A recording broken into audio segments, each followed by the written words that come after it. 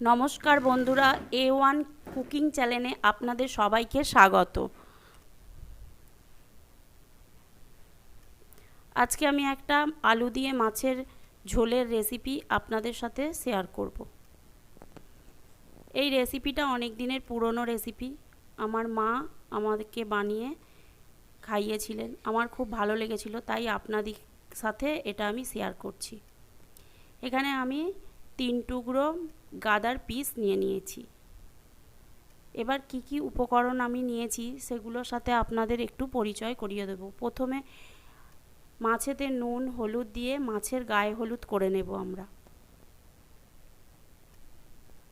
নুন দিয়ে দিলাম পরিমাণ মতো।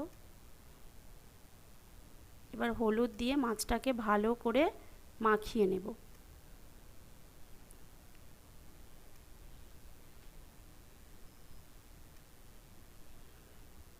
আগে থেকে একটু নুন হলুদ মাখিয়ে রাখলে মাছটা একটু মজেও যায়, ভেতরে নুনটাও ভালো ঢুকে যায়। নুন হলুদ মাখানো হয়ে গেল। এবার কি কি মশলা আমি নিয়েছি তা আপনাদের সাথে একটু পরিচয় করিয়ে দিই। প্রথমে নিয়েছি একটা বড় সাইজের আলু, লম্বা লম্বা করে কেটে নিয়েছি।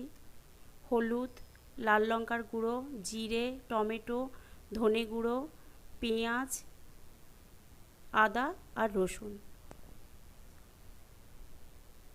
একটা মিক্সির মধ্যে আদা আর রসুন একসাথে পেস্ট করে নেব।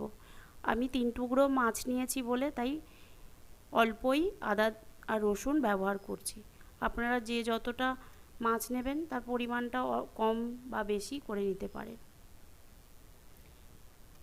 গ্যাসটা ধরিয়ে নিলাম। গ্যাসে কড়াইও বসিয়ে দিলাম। কড়াইটা একটু গরম হয়ে যাবার পর এর মধ্যে আমরা তেল দেব।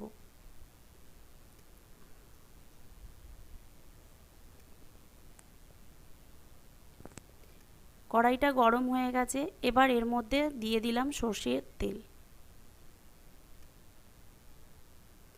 তেলটা একটু গরম হয়ে যাক ভালো করে।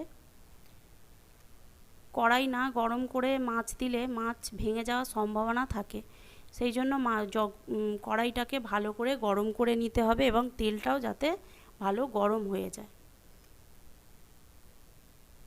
দেখুন তেল দিয়ে ধোঁয়া বেরিয়ে আসছে, মানে আমাদের কড়াইটা একদম রেডি। এবার এর মধ্যে মাছের পিসগুলো একটা একটা করে ছেড়ে দেব।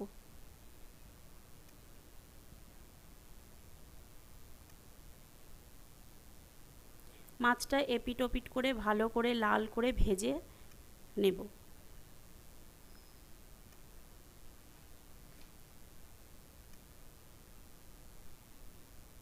এক পিঠ হয়ে গেছে, মাছগুলো একটু উল্টে দিলাম।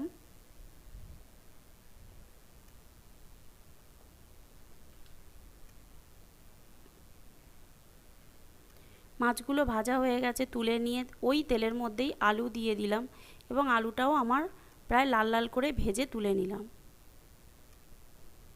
দেখুন আলুটাও খুব লাল করে ভেজে নিয়েছি।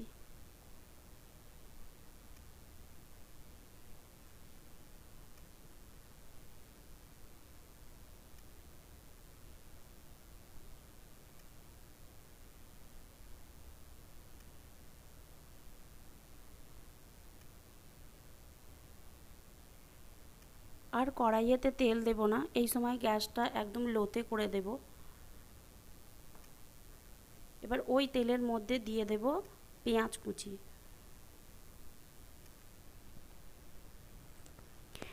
পেঁয়াজটা একটু লাল লাল করে ভেজে নেব।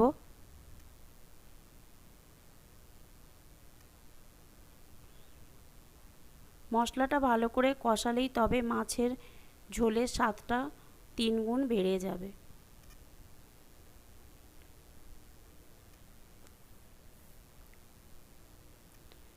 পেঁয়াজটা মোটামুটি ভাজা হয়েই এসেছে।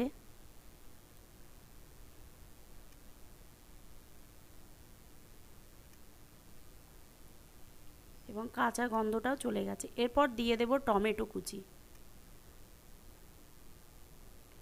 এর মধ্যে অল্প পরিমাণে লবণ দিয়ে দেবো যাতে টমেটোটা গলে যায়। দিয়ে ভালো করে নাড়তে থাকবো। আমার ফ্লেম কিন্তু লোতেই আছে, কিন্তু আমার রান্নাঘরে প্রচুর রোদ আসে, সেই জন্য এত ধোঁয়া ধোঁয়া লাগছে। এবার দিয়ে দেবো বেটে রাখা আদা এবং রসুন, দিয়ে ভালো করে মশলাটাকে কষাবো, যাতে আদা আর রসুনের কাঁচা গন্ধটা চলে যায়।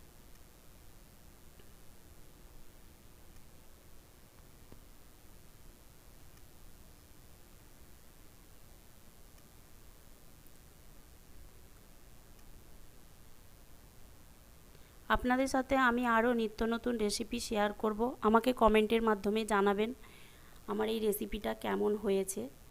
দেখুন আমার মশলাটা খুব ভালোভাবে কষানো হয়ে গেছে। এর মধ্যে এবার যে সমস্ত গুঁড়ো মশলাগুলো দেখিয়েছিলাম সেগুলো দিয়ে দেবো। প্রথমে দিলাম হলুদ, শুকনো লঙ্কার গুঁড়ো 1 টিস্পুন, সমস্ত কিছু 1 টিস্পুন করেই রয়েছে, ধনে গুঁড়ো, জিরে গুঁড়ো, সমস্ত দিয়ে ভালো করে কষাতে থাকবো যতক্ষণ না মশলা থেকে তেল ছেড়ে আসছে। অল্প পরিমাণে জল দেব যাতে মশলাটা নিচে ধরে যেন না যায়। এই সময় গ্যাসটা লোয়েতেই রাখবেন। এখন আর জল ব্যবহার করব না, ভালো করে মশলাটা কষাতে থাকবো। দেখুন টমেটোগুলো গলেও গেছে, মশলাটা প্রায় কষেই এসেছে।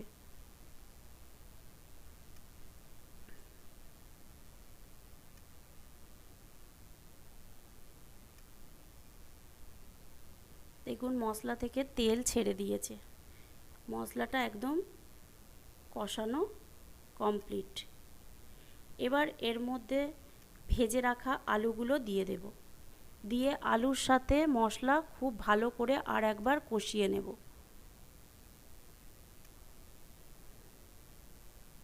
আসলে এই রেসিপিটাতে একটু কষিয়ে রসিয়ে রান্না করতে হবে, তবেই ঝোলের স্বাদটা খুব ভালো লাগবে এবং এই একটা পদ দিয়েই আপনার সমস্ত এক থালা ভাত খাওয়া হয়ে যাবে।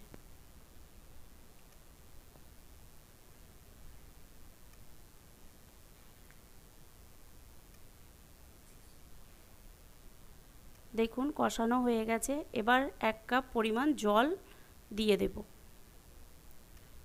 আগে টমেটোতে অল্প লবণ দিয়েছিলাম, তো এখন সেই অনুযায়ী আপনাদের স্বাদ অনুযায়ী পরিমাণ মতো লবণ দিয়ে দেবেন। আমি আগে দিয়েছিলাম তাই এখন অল্প পরিমাণ লবণ দেব।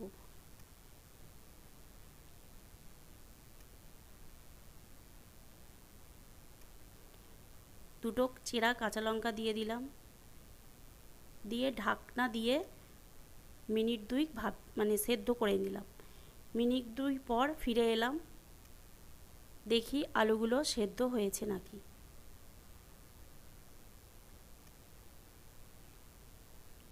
দেখুন আলুগুলো 90% সেদ্ধ হয়ে গেছে। এবার এর মধ্যে ভেজে রাখা মাছের পিসগুলো দিয়ে দেব।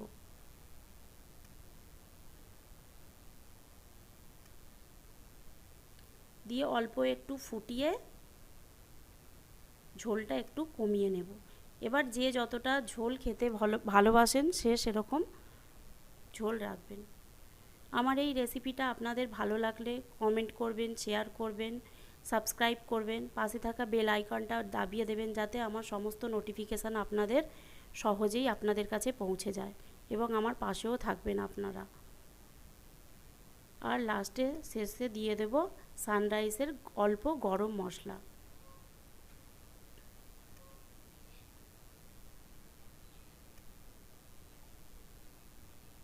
দেখুন ঝোলটা অনেকটাই কমে এসেছে, এবার আমরা এটা পরিবেশন করব। দেখুন একদম পরিবেশনের জন্য একদম রেডি।